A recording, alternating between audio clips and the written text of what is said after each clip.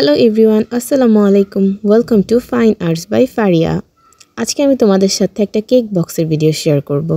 আমি রিসেন্টলি একটা কেক বক্সের ভিডিও শেয়ার করেছি, তোমরা অনেক বেশি পছন্দ করেছো। সো আজকে আমি আরেকটা কেক বক্স বানাবো। তো তার জন্য আমাদের লাগবে একটা কস্টেপ রোল, তার সাথে আমাদের লাগবে একটা কার্ডবোর্ড।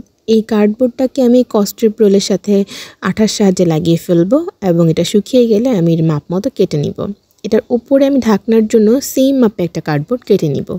কেক বক্সটাকে ডেকোরেট করার জন্য আমি এখানে মন্টমার্টের এয়ার ড্রাই ক্লে নিয়েছি। এটা আমি অনেক দিন আগে কিনেছিলাম, এটা শুকিয়ে গেছে, সো এটা ইউজ করার মতো অবস্থায় নেই, তাই আমি এটাকে পানির সাহায্যে নরম করে নিচ্ছি। তোমাদের এয়ার ড্রাই ক্লে এভাবে শুকিয়ে গেলে তোমরাও কিন্তু চাইলে অল্প অল্প করে পানি নিয়ে পানির সাহায্যে মথে তারপরে এয়ার ড্রাই ক্লেটাকে নরম করে নিতে পারো, যাতে তোমরা সেটাকে ইউজ করতে পারো। আমি এখানে লম্বা দড়ির মতো করে পাকিয়ে তারপর সেটাকে আমি ঢাকনার নিচের অংশে লাগিয়ে নিলাম গ্লুর সাহায্যে, যাতে হচ্ছে ঢাকনাটা নড়াচড়া করলে নিচে না পড়ে যায় বা খুলে না আসে, যাতে হচ্ছে এটা মোটামুটি একটা স্ট্যাবল অবস্থায় থাকে। তো আমি এখানে কিছু গোলাপ ফুল বানাবো। তো গোলাপ ফুল বানানোর জন্য আমি এখানে গোলাপ ফুলের প্যাটেল বা পাপড়িগুলো আমি একটু সুন্দর করে চ্যাপ্টা করে নিয়েছি হাতের সাহায্যে। গোলাপ ফুলের মাঝের যে অংশটা, এটাকে আমি হাতের সাহায্যে একটা পাশ চিকন এবং একটা সাইড একটু মোটা করে তারপর এটার উপরে আমি পাপড়িগুলো হাতের সাহায্যে লাগিয়ে নিচ্ছি। যদি না লাগে তোমরা হচ্ছে এখানে অল্প করে পানি ইউজ করতে পারো, আমার মনে হয় না গ্লু ইউজ করা লাগবে। আমি এভাবে কয়েকটা গোলাপ ফুল তৈরি করে নিয়েছি। এবার আমি দড়ির মতো করে ক্লেটাকে পাকিয়ে তারপর কেক বক্সটার সাইডে আঠার সাহায্যে লাগিয়ে নিলাম।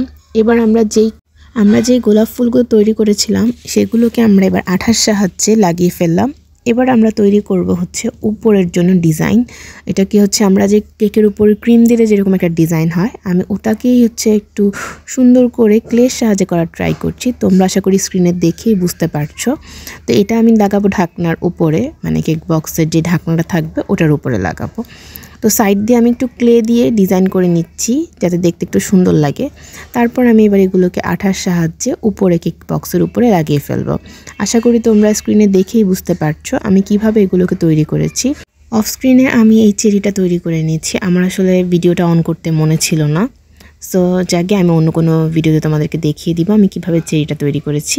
তো এবার আমি এখানে জেসো অ্যাপ্লাই করে নিলাম যাতে হচ্ছে কালারটা খুব সুন্দরভাবে বসে। তোমরা চাইলে তোমাদের কাছে জেসো না থাকলে তোমরা হোয়াইট কালার ইউজ করতে পারো।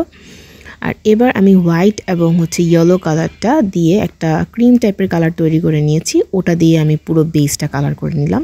এবার গ্রিন কালার দিয়ে আমি উপরের যেই ডিজাইনটা আছে এটাকে কালার করব এবং সাইডে যে দড়ির মতো একটা অংশ এটাকেও ডিজাইন করে নিব। এবার চেরিটাকে আমি রেড কালার করে নিলাম, গোলাপ ফুলগুলোকেও রেড কালার করে নিব। বক্সের ভিতরে এবং ঢাকনার ভিতর সাইডেও হচ্ছে আমি ক্রিম কালারটা করে নিব যাতে এটা দেখতে অনেক বেশি সুন্দর লাগে। কালারটা পুরোপুরি শুকিয়ে গেলে আমি এর উপর ভার্নিশ অ্যাপ্লাই করব। আমি এখানে মন্টমার্টের ভার্নিশ অ্যাপ্লাই করেছি, অনেক বেশি করে অ্যাপ্লাই করেছি যাতে এটা অনেক বেশি গ্লসি এবং শাইনি হয়। তোমরা আশা করি দেখেই বুঝতে পারছো কি পরিমাণ গ্লসি এবং শাইনি হয়েছে। তোমরা এটাকে গিফট বক্স হিসেবে ইউজ করতে পারবে।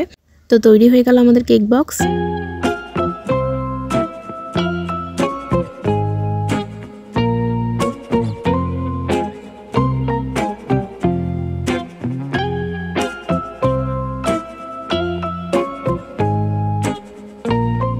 ভিডিওটা ভালো লাগে লাইক, কমেন্ট অ্যান্ড শেয়ার করবে এবং পরবর্তী ভিডিওর জন্য আমার চ্যানেলটা সাবস্ক্রাইব করে রাখবে। আশা করি সবাই অনেক ভালো থাকবে। আল্লাহ হাফেজ।